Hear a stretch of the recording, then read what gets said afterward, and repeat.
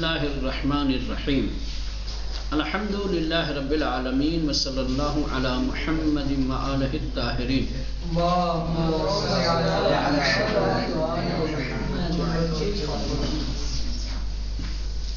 گزشتہ درس میں بات یہاں تک پہنچی تھی کہ حضرت ابراہیم علیہ السلام اپنے مخاطبین کے ساتھ بڑی شفقت اور نرمی کے ساتھ پیش آتے تھے۔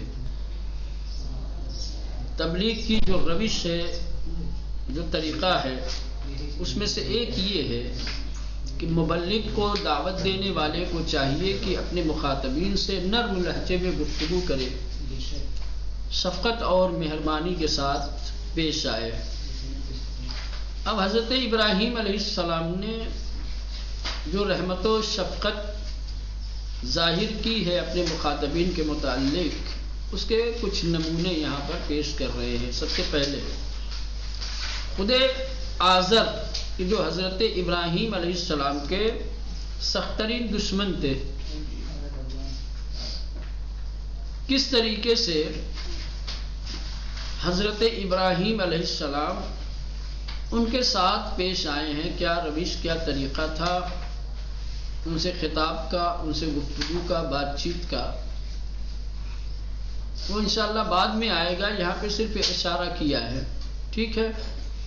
اس کے بعد دوسرا نمونہ جو ہے عمومی طور پر تمام مخاطبین کے لیے دعا کی ہے کہ جو شخص بھی میری دعوت کو قبول کرے گا، میری اطاعت، میری پیروی، میرا اتباع کرے گا، وہ میرے ساتھ ہوگا،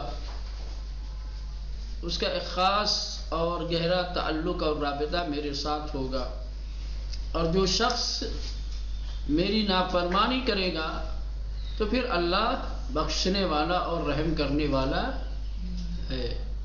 یہ نہیں کہا کہ جو نافرمانی کرے گا تو میں اس کے ساتھ ایسا کروں گا، ویسا کروں گا۔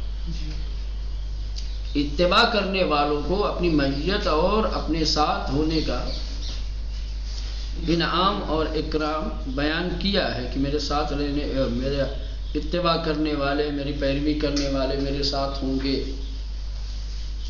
لیکن مد مقابل میں جو لوگ مخالف ہیں، مخالفین کے لیے بد دعا نہیں کی ہے، یا مخالفین کے لیے کسی بھی قسم کی توبیخ، سخت کلامی نہیں کی ہے، تہدید نہیں کیا ہے، ڈرایا دھمکایا نہیں ہے کہ نہیں کرو گے تو ایسا ہو جائے گا، بلکہ خدا کی غفوریت اور رحیمیت کا تذکرہ کیا ہے۔ وہاں ہو سکتا ہے اللہ انہیں معاف کر دے، اللہ انہیں بخش دے۔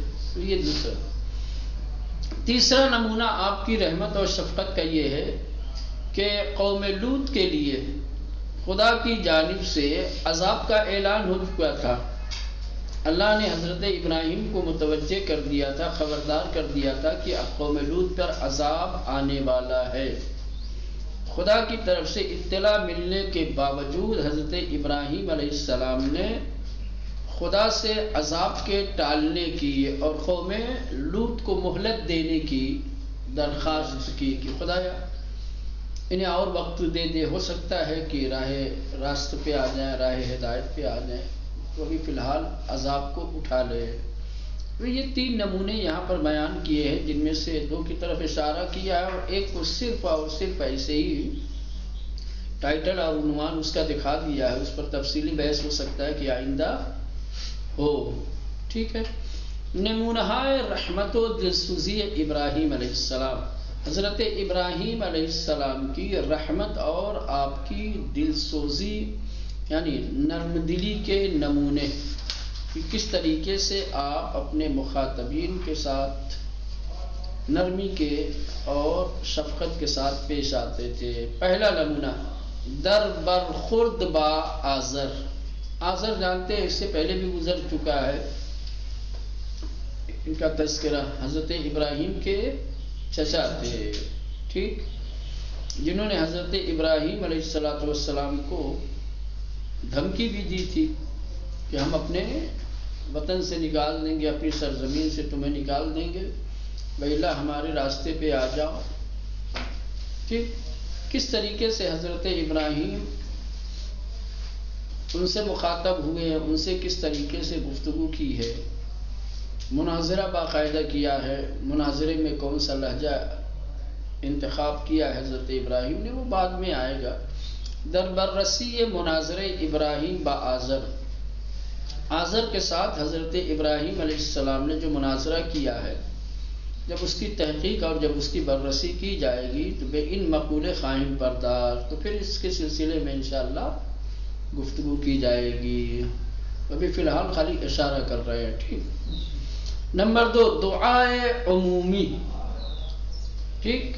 حضرت ابراہیم علیہ السلام نے عمومی طور پر تمام لوگوں کے لیے دعا کی ہے۔ فمن تبعنی، پس جو شخص میرا اتباع کرے گا، فإنہ منی، پس وہ مجھ سے ہوگا، اس کا رابطہ، اس کا تعلق، اس کا رشتہ میرے ساتھ ہوگا۔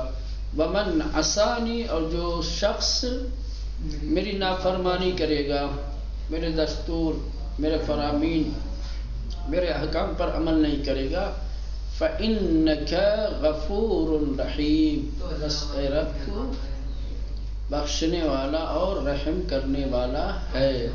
یہاں چاہتے تو جس طریقے سے اپنا اتباع کرنے والوں کو اپنے ساتھ ہونے اور اپنے ساتھ ایک خاص رابطے اور رشتے کی جو بشارت دی ہے اور بات کہی ہے، مخالفت کرنے والوں کو تہدید کر سکتے تھے، ڈرا سکتے تھے، ہے نا، یا آخرت میں ان کے عذاب کی طرف توجہ دلا سکتے تھے کہ وہ مجھ سے نہیں ہوگا، اس کا ٹھکانہ جہنم ہوگا، سخت عذاب میں مبتلا ہوگا، کوئی بھی بات کہہ سکتے تھے، لیکن نہیں،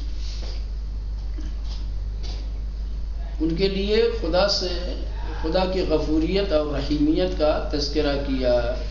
یہ ان کی دلسوزی اور شفقت ہے اور مہربانی ہے مخاطبین کے ساتھ۔ نمبر 3، مہلت خواہی برائے قوم لوط، قوم لوط کے لیے مہلت طلب کرنا، وقت طلب کرنا، در جریان نزول ملائکے برائے عذاب قوم لوط۔ کریں کہ قوم لوط کے لیے جب ملائکہ عذاب لے کر نازل ہوئے، اللہ نے ملائکہ کو قوم لوط کے عذاب کے لیے جب بھیجا، خداوند قطعی شدن عذاب را بے ابراہیم گوش زد میکند، تو وہاں پر پہلے اللہ حضرت ابراہیم علیہ السلام کو قوم لوط کے اوپر نازل ہونے والے عذاب کی کیا ہے حتمیت اور اس کی قاطعیت کے بارے میں بتاتا ہے، خبر دیتا ہے۔ یعنی اللہ حضرت ابراہیم علیہ السلام کو باخبر کرتا ہے کہ اب قوم لوط پر عذاب یقینی ہے، حتمی ہے، ٹھیک۔ ہم نے فرشتوں کو بھیج بھی دیا ہے عذاب کے لیے، لہذا اب قوم لوط کو کوئی عذاب سے بچا نہیں سکتا، اب ان کا معذب ہونا یقینی ہو گیا ہے۔ بنابر این آن حضرت، جیسے ہی خبر ملی حضرت ابراہیم علیہ السلام کو خدا کی طرف سے کہ قوم لوط عذاب میں مبتلا ہونے والی ہے، عذاب الہی ان کے اوپر نازل ہونے والا ہے، تو حضرت نے احتمالاً درخواست مہلت یا رفع عذاب از قوم لوط را داشتے ہے، تو ظاہراً حضرت ابراہیم علیہ السلام نے قوم لوط سے عذاب کے اٹھا لینے یا مہلت کی درخواست کی ہے۔ یا ابراہیم اعرض عن ھذا، تو اللہ نے کہا کہ ابراہیم آپ کنارے ہو جائیں، آپ دور ہو جائیں، آپ درمیان میں نہ آئیں، ہم نے عذاب کا ارادہ کر لیا ہے۔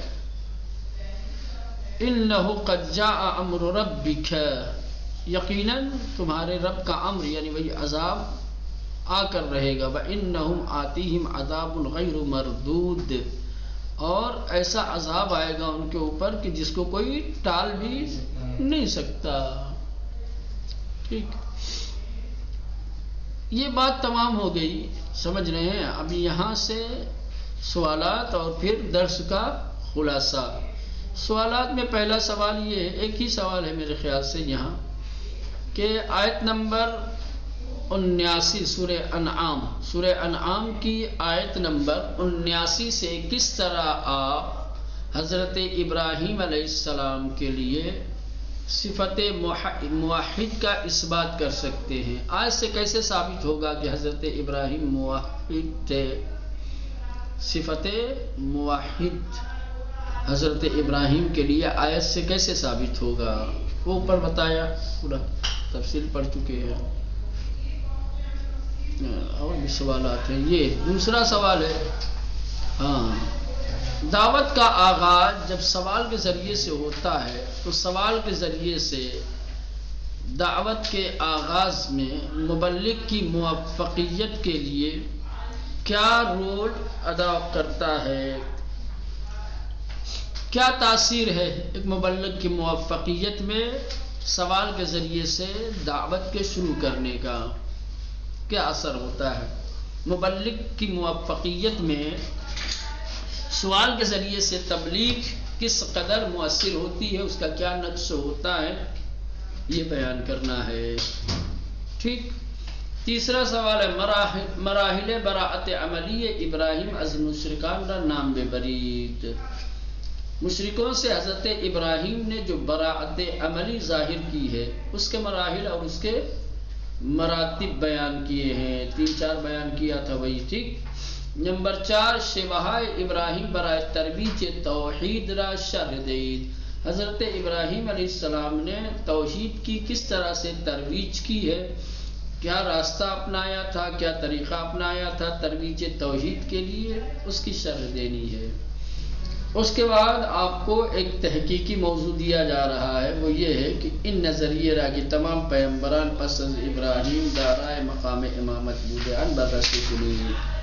ایک نظریہ ہے علماء و دانشمند کا یہ کہ ابراہیم علیہ السلام کے بعد جتنے انبیاء آئے ہیں سب منصب امامت رکھتے تھے، سب مقام امامت پر فائز تھے۔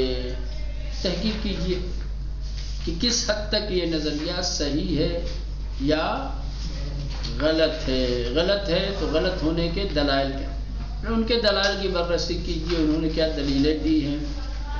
ٹھیک۔ پھر آپ اپنی دلیلوں سے لا کر کے اگر اس کی کاٹ کر سکتے ہیں اس کی کاٹ کیجئے، اور اگر آپ بھی اپنی تحقیق میں اس نتیجے پہ پہنچتے ہیں کہ یہ نظریہ صحیح ہے تو اس نظریے کی تائید کیجئے۔ ٹھیک۔ اب یہ خلاصہ درس جو 4-5 سطروں میں یہاں پر دیا ہوا ہے، اس کو بھی دہرائی دیتے ہیں۔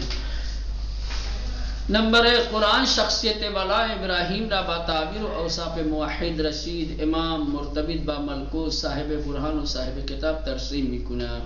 کہ قرآن مجید نے حضرت ابراہیم علیہ السلام کی شخصیت کو مختلف تعابیر اور مختلف اوصاف کے ذریعے سے بیان کرتا ہے، یاد کیا ہے، جیسے موحد، رشید، امام، ملکوت کے ساتھ ایک خاص رابطہ اور تعلق، صاحب برہان، صاحب کتاب، اس طریقے سے پیش کرتا ہے۔